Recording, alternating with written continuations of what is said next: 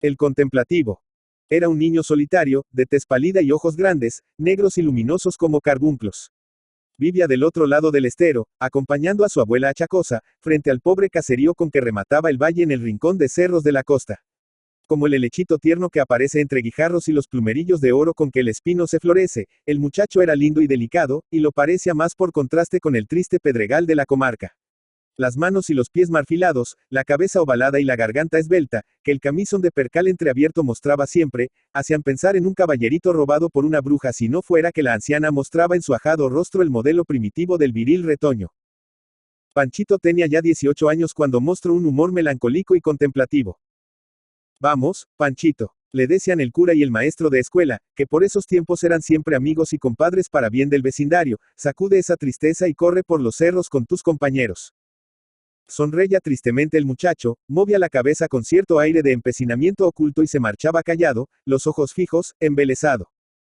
¿En qué piensa? ¿Qué sueña? Porque no es tonto, reflexionaban los pocos vecinos capaces de reflexionar. Nadie lo sabía, tal vez ni él mismo. Cuando terminaba el trabajo, Panchito se sentaba en una piedra, siempre en la misma cerca del rancho apuntalado de la abuela, escuchando, contemplando, olvidado de comer, de reposar, de dormir. Nadie decía que fuera perezoso, porque en las faenas igualaba a los más fuertes de su edad, pero era huraño. La Loica, una muchachita alegre y frivola, hija del carnicero, de labios y mejillas rojas come sangre, despierta y mujer para su edad, debía sentir la atracción de ser tan opuesto. Ella era superficie, el otro, fondo. Ella era cuerpo, el otro espíritu. Ella era buliciosa, el otro callado. Ella era calor y sangre, en fin, mientras Panchito parecía pluma de nieve voltejeando sin rumbo. Era inútil que la aficionaran al empleado del telégrafo, tenido por buen joven y que vestía con un terno de casimir azul y camisa almidonada. No, la Loica devoraba con los ojos a este pobrecillo y se enardecía más en la imposible lucha. Hasta en la tarde lo buscaba con la vista al otro lado del estero, para divisar siquiera la silueta del contemplativo cerca del rancho de la abuela. Más de una vez la chica le dijo bromas, y como Panchito no se enfadaba, fue haciéndola subir de grado y de intención. Cierto día que lo encontró solo en la carnicería, le tiró de una oreja. Otra vez le apretó el cuello con las dos manos nerviosas y forzudas. El muchacho se ruborizaba tal vez un poco, pero más bien parecía insensible a ese forzado contacto que él no buscaba. No había ciertamente despertado al amor, y quién sabe si la voz del sexo venía retardada. Y no era la Loica la única ave herida en el contorno, porque la Bernarda, moza casi madura, tenía también inclinación entusiasta por el contemplativo. Ambas mujeres comenzaban a darse celos, sin que el muchacho se diera cuenta del hecho, pues de seguro se habría marchado. Pero esta, como más sabida y menos buena, comenzó a apretar el cerco y a molestar al soñador. Atribuye a su melancolía a amor y le contó una historia que amargó a Pancho. Estoy convencida, le dijo, que eres el trauco, y así lo contaré si no me vienes a ver a mi casa. Tú sabes que en esta quebrada vive un trauco, y la prueba es que muchas niñas a quienes no se les ha conocido amor ninguno se han desgraciado. Yo sueño contigo y siempre sueño cosas que dan vergüenza. Anoche, puse en la puerta los 12 montoncitos con arena, y te vi que los contabas. Eso es mentira, dijo el soñador, yo pasaba por el corral y no iba solo.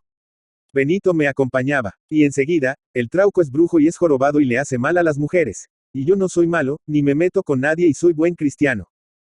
Y como Panchito se afligiera y llegara a punto de llorar por la calumnia, la Bernarda lo quiso abrazar para consolarlo. El contemplativo huyó, dejando tras de sí a una enemiga mortal. Yo llegué por motivos de salud a aquel rincón y aloje durante un mes, a lo menos, en la casa del excelente don Emeterio Ruiz, el cura gallego cuyo apostólico espíritu es conocido de todos.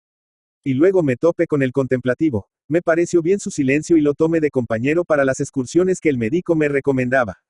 Era una sombra, no hacía ruido. Esperaba le dirigiera la palabra para responder. Pero, qué atmósfera de serenidad y de pureza difunde en torno suyo. Como ese campesino, ese muchacho andrajoso, parecía coronado de estrellas. Era solo el fulgor y profundidad de los ojos, lo que lo hacía aparecer revestido de tanto interés. Sin quererlo pensé en ese cuento de Andersen, El pato feo, y me parecía ver un día al cisne desplegar sus alas y alejarse majestuosamente hacia el sol. Quise profundizar en ese tipo original, producto y como concentración del rincón de cerros melancólicos en que la tarde y la aurora mueren y nacen con el lastimero balido de las cabras que bajan o suben al faldeo. Aprovechar todas las ocasiones para interrogarlo y sorprenderlo. Era inteligente, aunque apenas sabía leer y escribir, pero más que inteligente, tenía una sensibilidad asombrosa y natural. Me confieso que hablaba con los pájaros, Por lo menos creía hablar con ellos. A sus silbidos respondían siempre, y eso pude comprobarlo. Las cabras se le acercaban sin recelo alguno. Remedaba todos los ruidos del campo, incluso el rumor de una pequeña vertiente que saltaba en las breñas. El zumbido de los abejorros, el canto de las chicharras, todo era reproducido con tan profunda ternura que comencé a adivinar que había algo más que un don imitativo en ese hijo de la tierra. Y lo había, santo Dios. Nos sorprendió la tarde en la quebrada. De pronto el viento trajo la campanita del Ángeles. Pancho iba más adelante guiándome y vi que levantaba los brazos como para atrapar mariposas que yo no podía divisar. ¿Qué hay? Le dije, ¿qué insecto pescas? Se calló cohibido, luego me dijo. Son las avemarias que pasan. Recemos una más nosotros. Y rezamos en silencio. Se me anudaba la voz en la garganta, como se me anudó cuando hice en el altar el voto de mi primera comunión. Otra vez se detuvo en el camino y me preguntó con el aire respetuoso de siempre. ¿No habrá un libro en que se lea lo que dicen los grillos en la noche? Yo le pregunté entonces si sabía lo que decían los demás seres en la naturaleza y me contestó algo tan profundo que no sé hoy día si fue casual o voluntario. Sí, de casi todos, pero no del hombre. Hablé con don Emeterio y le conté mi descubrimiento. Pues, sí, señor. Es un artista, es un alma de predilección, un ángel que ha caído en estos cerros y se ha quebrado un ala. Cuando se le componga, volará. Y entonces el buen gallego me contó lo siguiente. Como usted, mi señor don Joaquín, me interesa en saber lo que es este niño. Hoy lo sé, es un artista espontáneo, en el cual la tendencia a lo bello ideal nace como el perfume en una flor. No lo he traído aquí de sacristán, a pesar de que tendría mejor que comer, una ropita más abrigada y estaría cerca de sus santos, porque he creído que moriría cambiando esa su contemplación de la naturaleza, por esta otra del templo. No, es un místico de la luz, de las voces naturales, de las aves. ¿No sería eso mismo Juana de Arco?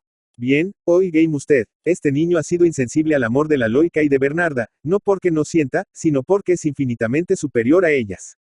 Estuvo aquí el pasado invierno una señorita de origen francés, delgada, alta como una espiga. Panchito fue su sombra, pero una sombra muy lejana, que no se acercó jamás a ella.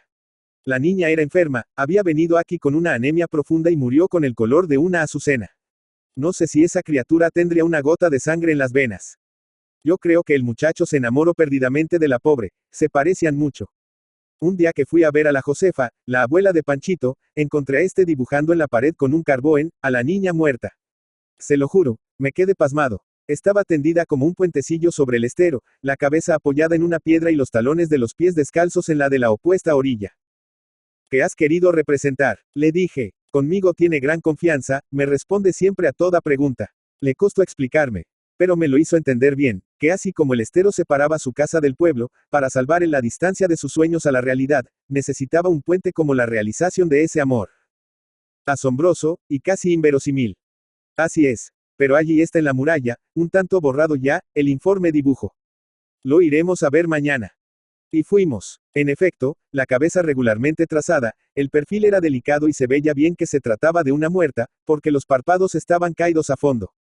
Para mí su respuesta fue más hermosa. Este es un puente, le pregunté. Es una mujer, puente, replicó. Desde ese momento mi resolución quedó formada. Me lo traería a Santiago, a la Escuela de Bellas Artes, le haría oír música y le abriría las puertas de la armonía, del color, de la forma.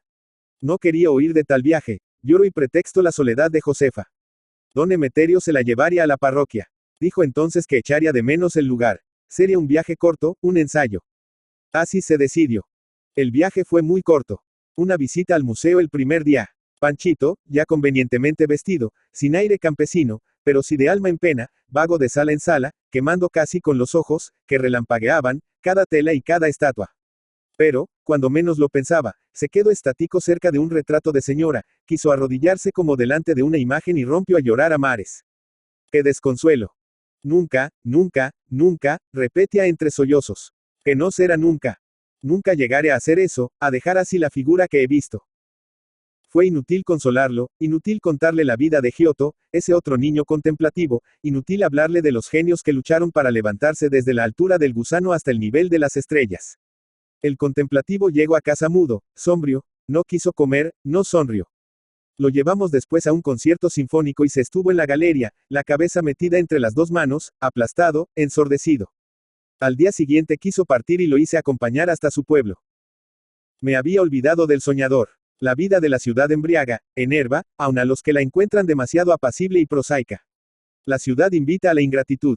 Yo había borrado de mi memoria a don Emeterio, el rincón de cerros, el contemplativo y todo aquello que tan adentro había tocado mis fibras sentimentales.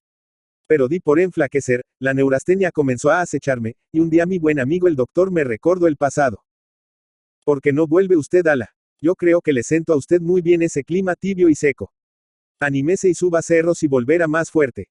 Y fui. Oh, don Emeterio, querido viejo.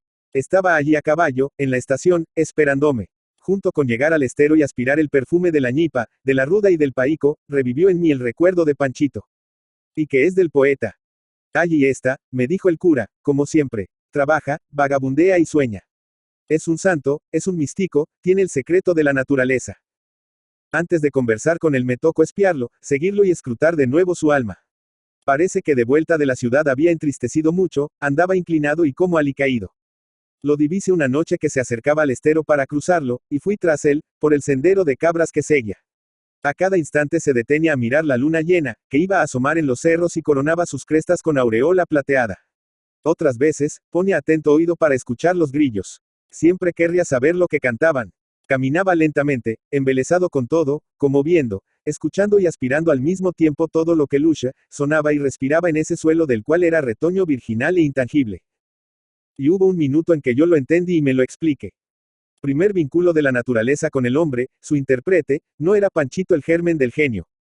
Este campesino incapaz de colorear, incapaz de entender los violines, pero traductor del insecto, de las notas de la campana, de los más finos sentimientos del alma, no era el primer puente entre la realidad y el ideal.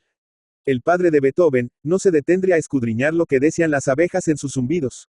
El padre de Rafael Sanzio, no sería el embelesado contemplativo de las alboradas y de los crepúsculos de Fiesole. El padre de Caruso, no remedaría a las cigarras de la Torre del Greco y de Sorrento. Fantasias, mi señor don Joaquín. Fantasias. Don Emeterio era gallego y apenas le daba el cutis para entender lo que rebalsaba el alma del campesino prodigio. Por lo demás, no podemos experimentar. Acabo de recibir una carta del señor cura en que me dice que el soñador ha muerto. Murió en la tarde, tenía fiebre, se hizo sacar a la puerta del rancho, donde recibió el sacramento.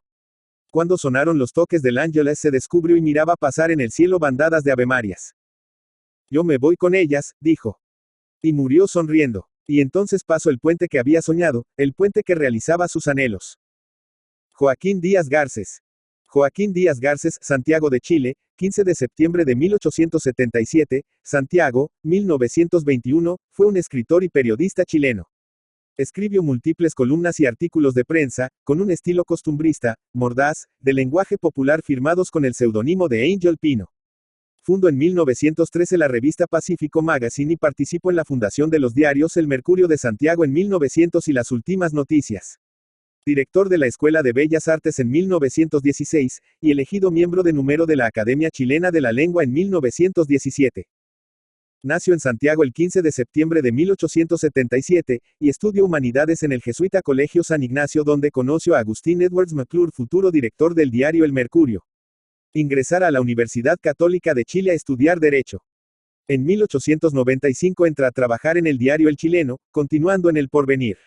Su calidad como columnista lo lleva hasta el importante diario de la época, El Mercurio de Valparaíso, donde creó el seudónimo de Angel Pino que lo haría famoso.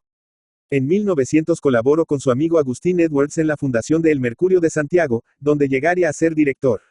En 1902, participó en la fundación del diario Las Últimas Noticias. En 1905 será el primer director del semanario SIG el año 1905. En 1908 fue designado secretario de las legaciones de Chile en Roma, Bélgica y Holanda, aunque mantuvo sus columnas periodísticas y crónicas semanales en El Mercurio. En 1913 funda la revista Pacífico Magazine, donde realizó una intensa labor de divulgación de la pintura chilena, convirtiéndose en uno de los precursores de la incipiente crítica de arte en Chile. Para 1916 fue nombrado director de la Escuela de Bellas Artes, y al año siguiente será elegido miembro de número de la Academia Chilena de la Lengua. Falleció en Santiago de Chile en 1921.